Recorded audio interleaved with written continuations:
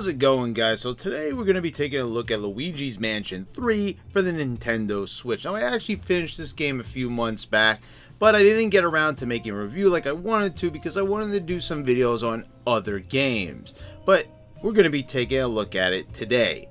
So it's been a long time since there was another Luigi's Mansion game. There was a good 6-year gap in between games, and before that, even when Dark Moon was released for the DS in 2013, the original Luigi's Mansion game was released way back in 2001. So we needed to wait 12 years until we actually got another Luigi's Mansion game. Thankfully, the wait wasn't as long this time around. Who knows when the fourth game is going to come out. But anyway, guys, without further ado, here is my review of Luigi's Mansion 3. Let me first start off by saying Luigi's Mansion 3 is one gorgeous looking game. It's simply stunning. The animations, the textures, the lighting effects, oh my god, those lighting effects and the overall sharpness of the graphics is stunning, and one of the best looking games the Switch has ever seen, perhaps may ever see. Though the Switch is notorious for being underpowered compared to the PS4 and Xbox One, I would say this game's visuals rival many games on those consoles. The art direction is pure Nintendo magic. So I never played the second game in this series, Dark Moon. I've played the first game only before playing this one, but trust me, this is not exactly a deep series that requires you to know the story. The story is as simple as it gets, but it's a pretty decent one.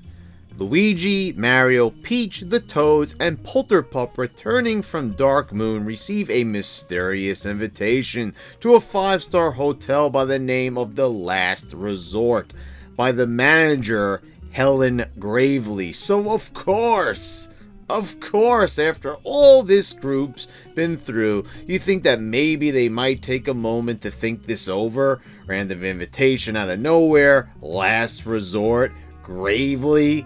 No? Any takers? No queries? No second thoughts? Sounds legit, right, guys?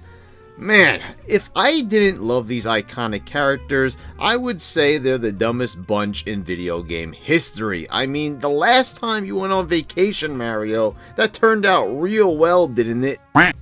Island Delfino ring any bells, plumber boy? Maybe it's a memory problem. Well, here we go, ready to head into one of the most obvious setups in Mario history. The hotel staff looks a bit odd, and their faces aren't even moving. And I love how Luigi is staring at the front desk guy right in the face and doesn't even bat an eye. It's obviously a mask. Gee, I wonder who these guys could be. We're introduced to Helen Gravely, and boy, she sure seems nice. You check into your rooms, and these rooms are so luxurious and delightful. What could possibly go wrong?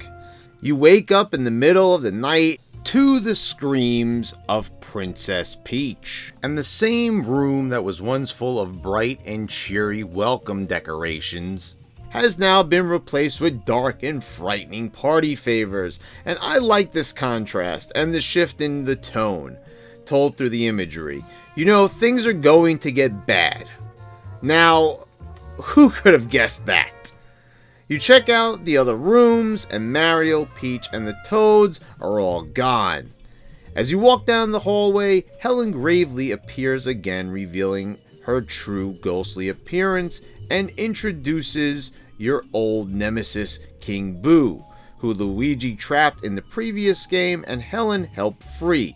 King Boo has trapped everyone in portraits and claims Luigi's next. Boo chases you, but you'll escape into the laundry chute leading to the basement. Oh boy, that was close. Wait, hold on a sec. Isn't Boo a damn ghost? You're telling me Boo can't just phase through the walls and floor and just go down to the basement and get Luigi? Okay, it's just a video game, I know. But I'm just imagining King Boo's reaction, which we don't get to see. Aw, shucks. Well, I guess I'll just see where this goes. Let me just notify all my minions and let them deal with it. I guess we could use our imagination and just say Boo wants to see Luigi suffer and wants the entertainment. Boo doesn't even show up really at all. Once in a while you'll see Helen get frustrated in cutscenes as you progress through the hotel. But where are they during the whole game? What are they up to this whole time? Oh, yeah, well, there's that. If you catch my drift, I guess you could say Boo wants to be in Helen's graveyard. Now, where was I? Oh yes, so Luigi finds his ghost-busting weapon of choice, the Poltergust, in an old car trunk, thanks to Polterpup. He then makes his way back to the lobby where he runs into some ghosts, where you'll get acquainted with the familiar gameplay elements that have been present since the first game. Flash the ghosts to stun them, and then suck them up with the vacuum. But now you have the addition of the slam move, which deals out a large amount of damage and really helps the pacing of the game. Now ghost fights won't drag as much thanks to this. Plus, the move is so much fun to use, and it looks really cool. It just feels so good slamming these ghosts around like rag dolls. You'll gain access to the second floor, and you'll run into your old friend, Professor Egad, who has been trapped in a portrait. Upon freeing him, we learn that Egad fell for the same exact invitation Luigi received. I mean, it's not like everything went wrong in the past two games. Not much foresight for Professor, eh? Check out his great run cycle, though. This is simply charmingly hilarious. As you head to the elevator, you'll learn that almost all the elevator buttons have been stolen. And of course, if you want to see the rest of the hotel, you are now tasked with getting them all back. You'll get a new upgrade from the Professor, which is the suction shot, which allows you to use a plunger to suction onto objects and use your slam attack to bust them open. A lot of times you'll find health or money, and we'll talk about that money in a bit because there's tons of it. Now your adventure through the hotel will really begin. From here, you will travel to each floor of the hotel with your main goal of beating the boss ghost and taking the elevator button they are guarding. Each floor has a theme, and the boss always corresponds with that theme, which is where the creativity really shines. These floors and overall game are extremely well designed and look great with unique set pieces to make them feel like their own separate levels, like a traditional Mario game. And no two floors feel similar. They all feature their own gimmicks and decor to really make them stand out and be memorable. One floor is a garden with overgrown grass and vines, and the boss is this mad gardener ghost who uses his watering canteen to make the plants grow. Another level is a shopping center with a goofy security guard. I really love the disco and pirate floors, which are actually the shortest. I would have liked to see a bit more of the pirate one, like maybe going into the hull of the ship would have been nice and give it a really creepy vibe. But the shark ghost is great though, and I like his design and the variety the fight offers. The disco one is even more straightforward, but the boss battle and design of the floor are just too fun not to love. This is a goofy game that definitely doesn't take itself seriously at all, but has some really consistent but varied gameplay elements, and one of which I haven't even mentioned yet, and that's Luigi. After beating the first boss, the Professor will introduce you to your slimy counterpart, a fully functional Luigi clone made of, well, goo. He can fit into tight spaces through bars and seep down drains. Throughout the game, there is a ton of very interesting game design elements that take advantage of this new technique. This is an example of a gimmick that feels good, comfortable, and actually fun to use, and unlike in many games, never feels unwanted or a pain to use. The game never overdoes it with this feature and makes it feel natural to switch between the two characters when the game calls for it. This feature really shines on the medieval floor where you have to manipulate the elevators and all the other tricks and traps that stand in your way. And apparently, whenever you use this technique, Luigi suddenly starts suffering from narcolepsy, as he'll suddenly just completely lose consciousness and fall asleep as soon as you activate Luigi. During a section on the medieval floor, you will have two spiked walls closing in on you as Luigi scrambles to save you, but Luigi's here fast asleep as he's about to meet his impending doom. Now for the other available techniques, you actually now have a jump, where you can use the poltergust to blast yourself upwards. Pressing both trigger buttons at the same time to activate this move feels odd at first. Just think. The game series that popularized the single button jump is now telling you to press two buttons at once, and the jump is very low and short. For a guy who is actually known to jump higher than Mario in most of the mainline platformer games, this just seems off. But I suppose they were looking for a humorous, silly way to give the poltergust an extra useful feature. Also, you have the Dark Light, which returns from Dark Moon, which can reveal secrets and enemies that are hidden from normal sight, and is used to free your friends from the portraits as well. Now, the funny thing is the way the game teaches you to use these techniques through the game's tutorials is all wrong. They'll tell you to use your dark light, flashlight, and plunger with the face buttons on the controller, and you need to aim them with the right stick. This was a real hot mess at first, because why the hell would you tell us to play the game this way when these same functions could actually be accessed through the shoulder buttons? Did the developers forget they programmed these secondary control functions? I was really confused why they would tell players to control their game the very worst way possible and most uncomfortable way possible. So yeah, do yourself a favor and ignore those tutorials and use the shoulder buttons for what is a pretty smooth control setup in actuality. Now, to talk about some of the bosses, none of these bosses are really that hard, but I can tell you the boiler room boss really annoyed me at first, because controlling this damn inner tube takes a lot of getting used to. The controls are excellent, but something here just feels off. Helen Gravely is one hell of a tough fight, and one that utilizes both Luigi and Gooigi, but I really enjoyed it for the puzzle elements. But boy, do you have to be quick and understand what you're doing here, because you need to keep Luigi safe from these rotating laser barriers while using Gooigi underneath the floor to shut them down. But if you're not quick enough, the water will wash Luigi away. This can be pretty frustrating, but it is a true test of your skill, and it's appropriate for the second to last boss.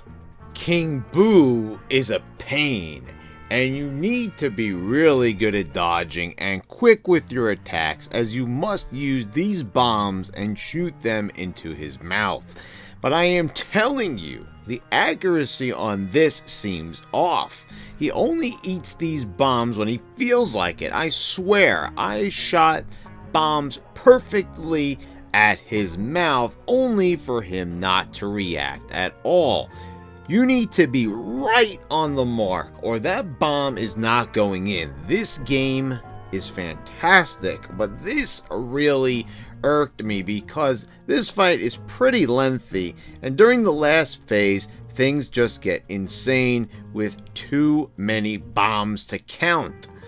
Sucking a bomb into your vacuum is a game of chance, and by this point, you're probably low on health, and with bombs going off every which way, I'd say you're very likely to take a hit.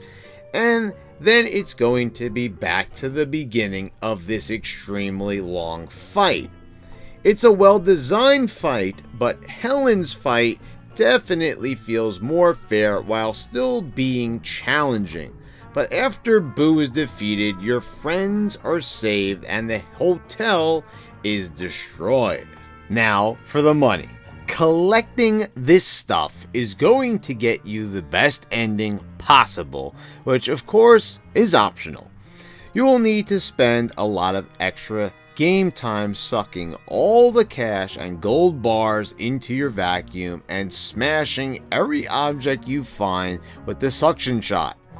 Thank God it's satisfying smashing stuff, because this is a very big task. Not a hard task, but it's time consuming, and this is not exactly the funnest part of the game.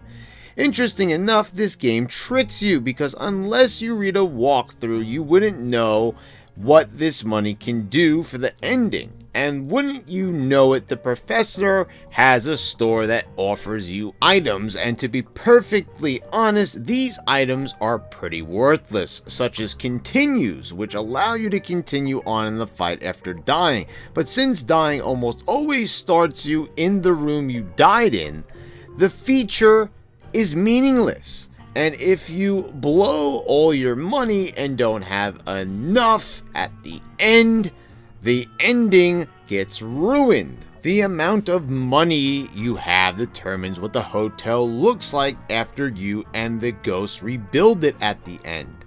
I collected a lot of money and spent a lot of extra time doing so, and I only got a B rank. I could only imagine how much extra time you'd have to spend to get an A.